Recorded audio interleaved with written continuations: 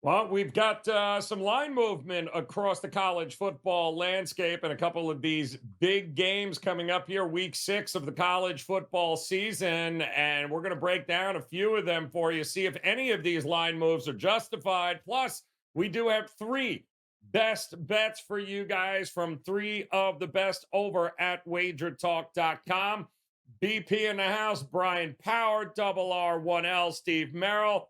And Jimmy Adams, who just refuses to lose these days, ready to roll for you here, guys, on this Thursday. And we're going to start in maybe one of the most disgusting games on the board this week. And who better to help break this down with Iowa taking on Purdue than Brian Power? This is, if of all the games, this has got you written all over it, my man. So talk to me. Purdue versus Iowa, Big Ten clash. Where are you looking? Well, Joe, as you and probably many watching know, Iowa offensive coordinator Brian Ferentz needs to average 25 points per game to keep his job. It is stipulated in his contract. It's there. And so far, the Hawkeyes are averaging 22.2 points per game, and now they're entering the Big Ten schedule, the teeth of the Big Ten schedule, minus their star tight end and starting quarterback for probably the rest of the season. I don't root for anyone to lose their job, obviously, but might be time for the old coach's son to start hitting LinkedIn because I don't think the job prospects are looking too good. I don't know how this team's going to get to 25 points per game, Joe, minus those two guys. And you would have thought last week Iowa would have had a chance to put some points up on the board, run the score up against Michigan State, who we know has all sorts of problems, both on and off the field. But the Hawkeyes only put up 26, and they needed a late punt return to get to that number. Michigan State had a defensive touchdown themselves, but Iowa was down 16-13 in that game at home, entering the fourth quarter. Then they get the punt return, 2 field goals, 26-16 win. But that's a misleading final score from where I sit because Sparty had a 349-222 edge in total yards and was 20-15 in first downs. Earlier, I mentioned the starting quarterback, Cade McNamara, the Michigan transfer, getting the backup, Deacon Hill. He only threw for 115 yards relief against Michigan State last week. Tough to be excited about him as the starter this week. So I believe Iowa could be in real trouble here hosting a Purdue team coming off its first Big Ten win. I know a lot of people surprised probably about that final score last week, 44-19 win over Illinois for Purdue. And maybe it says more about the current state of Illinois than it does the Boilermakers, but I don't think Purdue's a bad team. A couple weeks ago, they did lose to Wisconsin by 21 at home, but that was another phony final from where I sit. They outgained the Badgers. The difference was 3 turnovers and a couple failed fourth down attempts. So we know first-year head coach Ryan Walters knows defense for Purdue. And the offense, oh, by the way, quietly averaging just under 400 yards per game, which is way more than Iowa, who's down at 241.2 yards per game. The Hawkeyes don't have their 2 most important players on that side of the ball. Give me Purdue, Joe, in this Big Ten showdown, well, quote unquote showdown, to make it 2 in a row in conference. All right. First team scores wins. Love those kinds of games here in the Big Ten. But we do have a couple of other games. We haven't talked much ACC this week, but we're going to tackle one of the games coming up there with double R1L Steve Merrill. But a quick suggestion for you guys, if you are certainly new here to Wager Talk TV, we have nobody's got more college football content than we do, and we have plenty of it for these week 6 scheduled games. Go ahead, hit that subscribe button, become part of the family here, and you will gain access to everything that we have college football related. And we've got plenty of big games coming up this week to know about. And of course, a lot of best bets. And when we look at the ACC, Merrill, Wake Forest taking on Clemson. Clemson seemed to right the ship. Is Clemson worthy of a 3-touchdown favorite here? Because that's what they're laying against Wake Forest.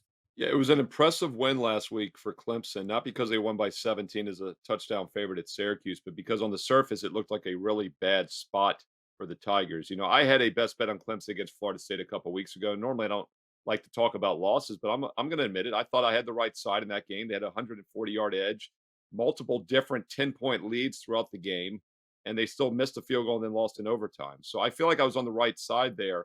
With that said, I thought it was a terrible spot last week at Syracuse because it was Clemson's second loss, basically eliminated them from national title contention, a huge blow of any ACC chances as well. yet they showed up last week. And I think that's the buy sign in this game. And I also like the fact we're getting some line value. Currently, a Wager Talk Live odds screen, we see Clemson as a 21-point favorite. My database simulation, 10,000 games run through the database, has Clemson winning on average by 27 points. So nice line value here at 21 or less. And Wake Forest is the type of team that's going to have trouble coming from behind against a really good Clemson defense. Tigers on the season giving up 21 points a game, which is misleading in my opinion, because they faced opponents that averaged 30.5, and they're giving up just 4.3 yards per play in those games, just 5.6 yards per pass. And now you have a Wake Forest team that runs the ball well, but does struggle to pass at times, which gives them less backdoor cover potential. It all adds up, I think, to a solid play on Clemson at minus 21 or less. Was not a team I was looking to back last week, but is a team I think that's now worthy backing this week after a strong showing that they haven't quit on the season. Yeah, no, it was a great game on the road in Syracuse for them. We'll see if they can continue that against Wake here. And Jimmy Adams, you're looking at quite the popular game here coming up this weekend in the SEC. And boy, oh boy, I mean, Kentucky, what else can they do? You play the schedule in front of you, right? And they've done a pretty good job, but this is a different animal. They got to take on Georgia this weekend. How do you think they do? I think they do well, Joe. We're taking on the number one team in the country for today's big game breakdown. Look, Georgia's yet to cover a spread on the season, sitting 0-5 ATS, and they're failing to cover by double digits on average. It's not like this is a small margin that they're failing to cover by. We know this is still Georgia. I'm not here to knock them too bad. This is a very good football team. But self-inflicted wounds and turnovers have been an issue that has to be addressed. We've seen less than impressive performances in both SEC games that they've played so far. A 10-point win over South Carolina at home, and they beat Auburn by 7 last week. We now have an undefeated Kentucky team coming to town that was flying somewhat under the radar until they punched Florida in the mouth 33-14 last weekend. This Wildcat bunch isn't afraid of a fight. They're playing solid defense, holding opponents to under 300 total yards per game and just 75 on the ground. And what really gives Kentucky a fighter's chance is their lines are better on both sides than in previous seasons. So this should be a decent battle in the trenches. Running back Ray Davis just rushed for 280 yards last week against Florida. And let's face it, Georgia has underachieved for their standards. I don't want to take it out of context here, and that's evidenced by the 0-5 ATS mark. I think Kentucky's going to come in here and put up a fight. I have no intent on laying more than 2 touchdowns with the Bulldogs. Give me Kentucky plus the points, Joe. Love it. Going dog shopping there with Kentucky here this weekend. So there you got it. 3 big games. You got the breakdowns. You got the sides there looking at. Now we've got 3 best bets coming up your way. And if you happen to have any questions about those games or any of the games they're about to break down, drop them in the comment section below as Steve Merrill, Jimmy Adams, Brian Power, they'll be monitoring the comment section all week long up to kickoff. So any questions about these games or any of those games coming up, drop them below, and these guys will absolutely answer them for you as we go full circle back to Brian Power here. And it sounds like after you threw up a little bit thinking about that Purdue-Iowa game, you've come around and realized maybe the Pac-12 might give us a little bit of scoring, and an interesting game here is UCLA taking on Washington State. It's a field goal. And how are you looking at it this way? Yeah, well, Joe, that last UCLA game against Utah was very Purdue-Iowa-like, so who knows? It could be 2 ugly ones that I'm covering. I broke this game down on Wager Talk today earlier. Teddy Covers afterwards asked me, do we know if UCLA is any good? And I responded, I guess we'll find out Saturday, which is an incredible response, really, when you think about it. But what we do know is odds makers are giving UCLA plenty of respect here. Joe, they're unranked, yet they're laying a field goal to a Washington State team ranked number 13 in the country that is also undefeated. We've got both teams off a bye, so no edge there. 2 weeks ago, though, UCLA did suffer that first loss. I mentioned it, 14-7 in Salt Lake City to Utah. It was a battle of unbeatens. Salt Lake City, a very, very hard place to go in and win. The Utes have not lost in front of a crowd there since 2018. Meanwhile, Washington State, very impressive win against Oregon State, 38-35. They were up by as many as 24 in that one. So, the 3-point final score really doesn't tell the full story. But here's the deal. Jimmy mentioned it. Kentucky against Florida last week. What an impressive performance it was by Kentucky. They were an unranked team hosting a top 25 team. Same situation here. Does not mean it's apples to apples, obviously. But UCLA being favored, at least to me, is noteworthy. I agree they should be favored for the record. I have them power rated higher. And this is a prove-it game for Washington State with me.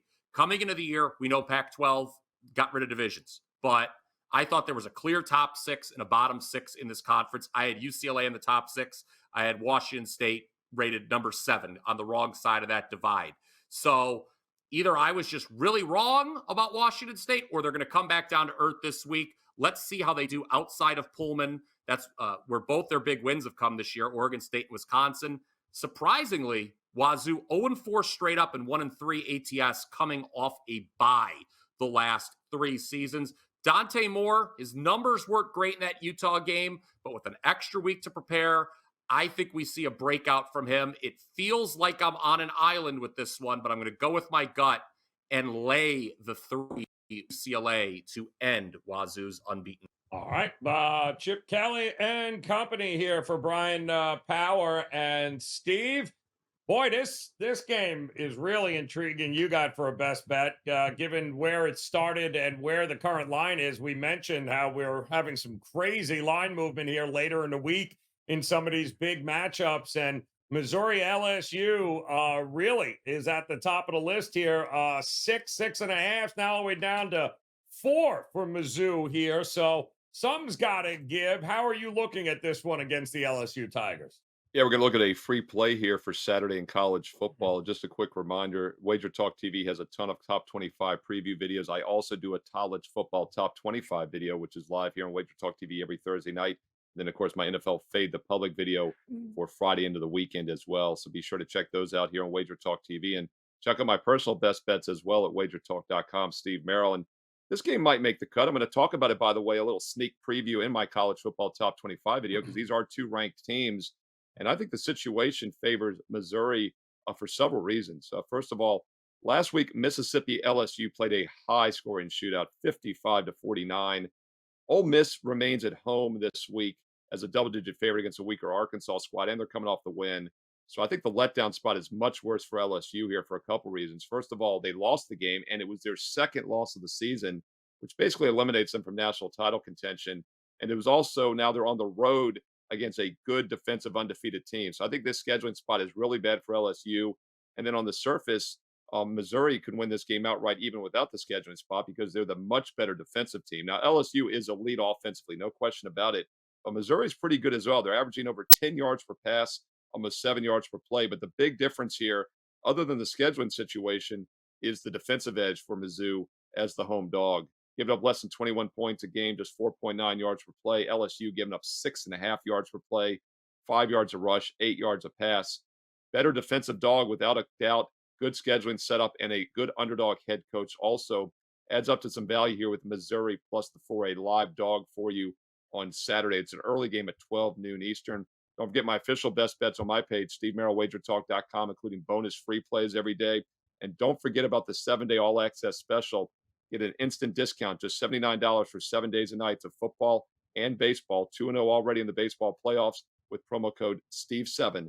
Steve7 gets you 7 days and nights for just $79. SteveMerrillWagerTalk.com.